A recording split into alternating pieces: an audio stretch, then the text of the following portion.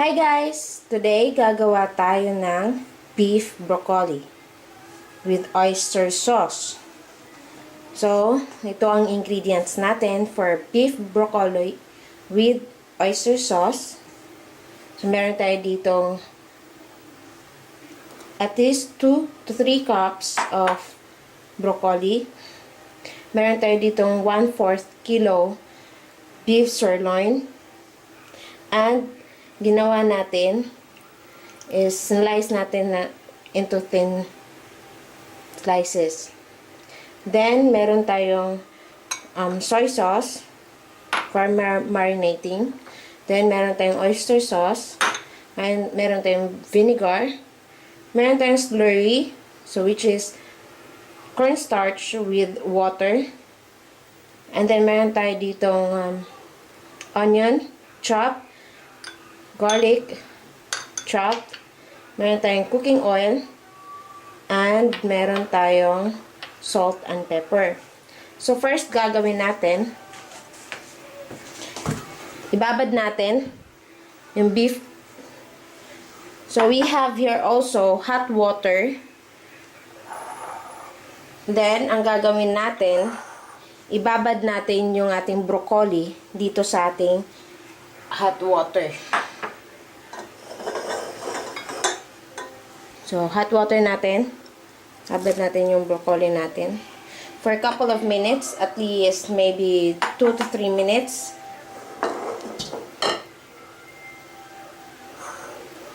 And then, yung ating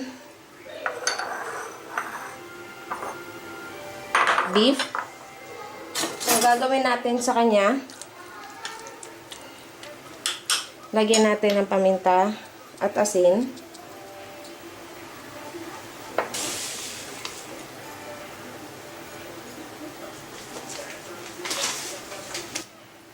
Haluin natin. Then, lagyan natin ng toyo. Suka. So, nilagyan natin ng toyo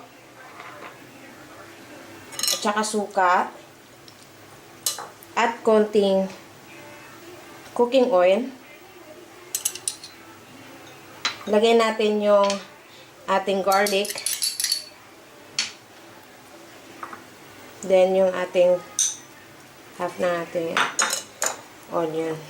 Then, i-marinate natin siya for 10 minutes until mag-soak in yung ating sauce or marinated sauce doon sa beef. So, after natin ibabad yung ating broccoli, tanggalin natin siya at iset aside.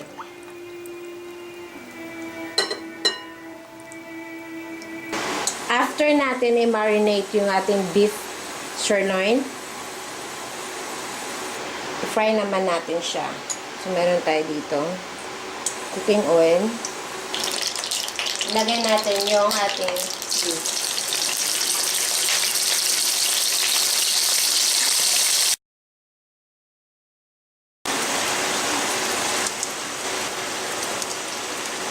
So, simmer lang natin siya for about 5 minutes.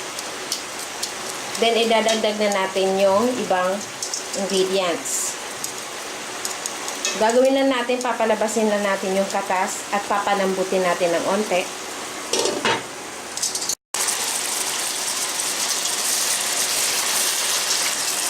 So, after natin igisa yung ating beef, ilagay naman natin yung the rest nung minarinate natin kanina. Yung sauce na ginamit natin sa pag-marinate. Then, lagyan natin ng onting tubig.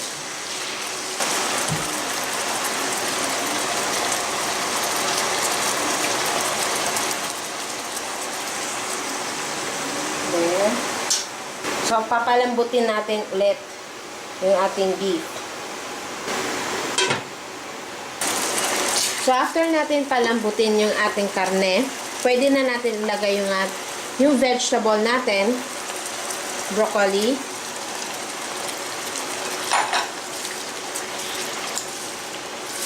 Then, yung ating oyster sauce.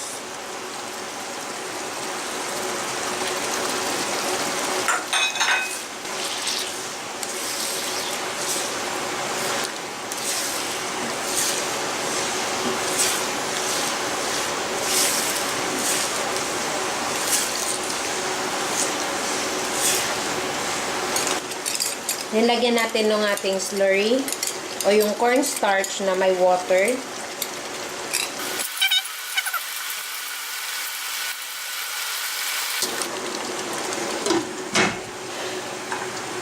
So, simmer lang natin siya. Simmer lang natin siya for about 3 minutes and then pwede na natin siya i-serve.